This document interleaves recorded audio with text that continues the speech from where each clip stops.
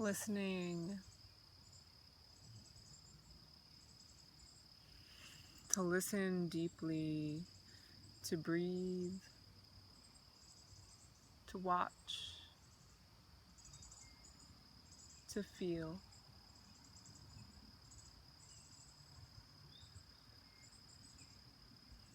There's a delicate connection, one that runs from the ground to the sky, through us. We must listen. What do you hear? I hear the sound of birds and insects. I hear the sound of the nearby road where cars drive by. I hear the whisper of the wind and the stillness of the grass.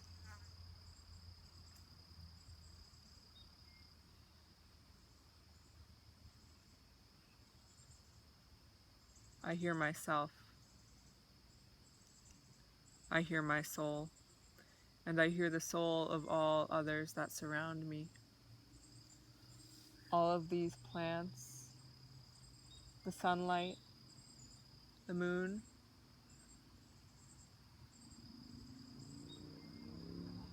There's a silent language that awaits us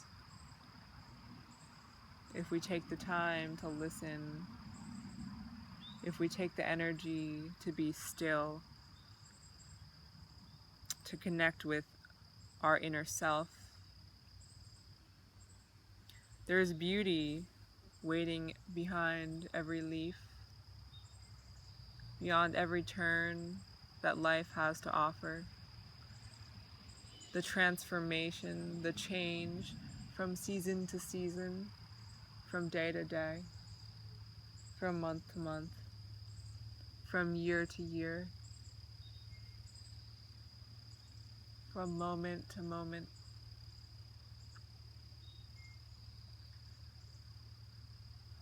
One of the reasons it feels so beautiful is because this is home. This is where we've come from, and this is where we will return.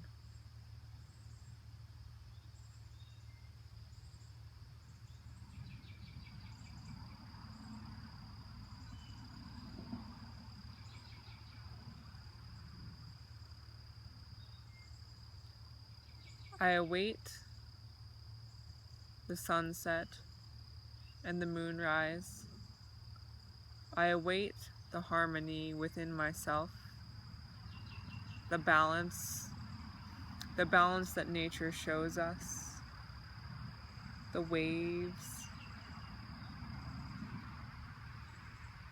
Something moves in, something moves out, something crawls up, something falls down, something dies, something is reborn.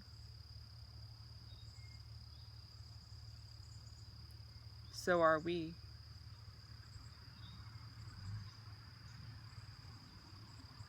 As humans, we have senses to perceive all that surrounds us. And if we allow ourselves to go into a space, a place filled with such life and energy as the forest, we begin a cycle of remembrance, a remembrance of what lies deep within our hearts and our interconnectedness with other beings that are living and dying and living all around us. Everything has a voice. Everything has consciousness. It is up to us to listen.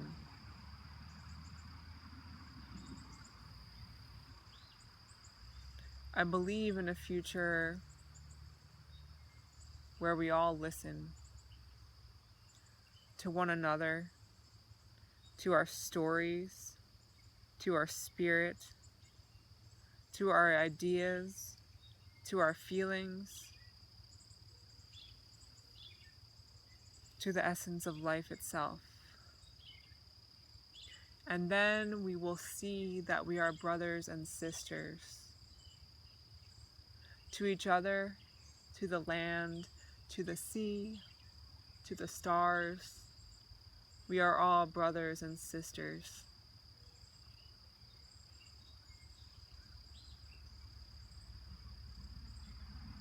To recognize that togetherness is my hope for this world, for this planet.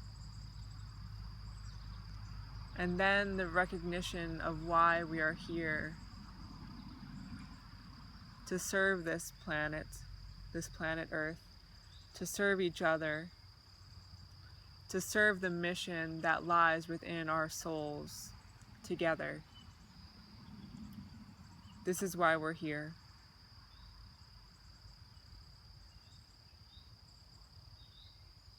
We must realize that nature is not something to take from without gratitude, without love, without care. It is something so sacred, so intertwined with our own life, that everything we have has come from nature. And to take that life without recognition of the cycles that we're creating, to cut the branches from a beautiful tree, or to rip weeds out of the earth, to build roads and houses, to create pollution, devastation.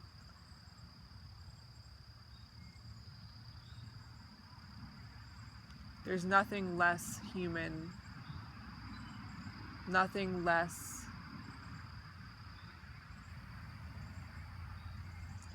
We must learn that we are active participants, and we create our world, the world that we want to see. And without the balance and the harmony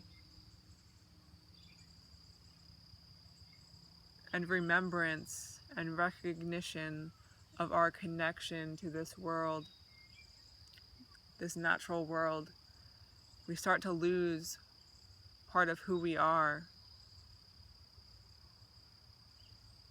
We lose our sense of self, our sense of culture, our sense of humanity, our sense of being. It is when we go and sit in the forest or along the shore and we listen that we remember our stories, we remember where we came from, we remember our ancestors, because they live again and again through the cycles of nature. They are reborn through the cycles of nature. And that remembrance is so sacred. Just like every act of life is sacred, our remembrance, above all, is sacred.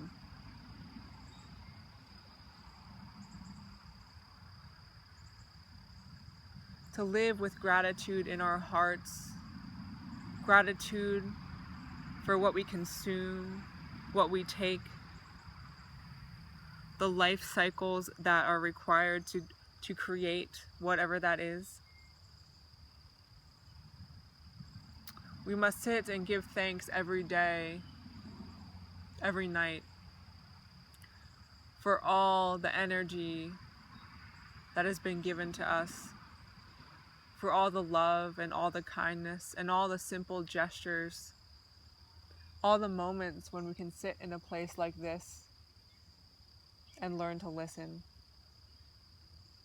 I'm grateful from the center of my heart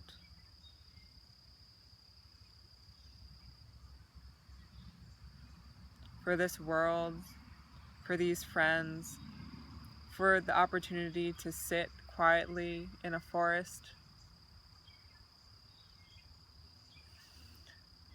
for the sun and the moon and the trees and the plants, for the animals and insects, for life itself. I am grateful. For you, I am grateful. For your story, I am grateful.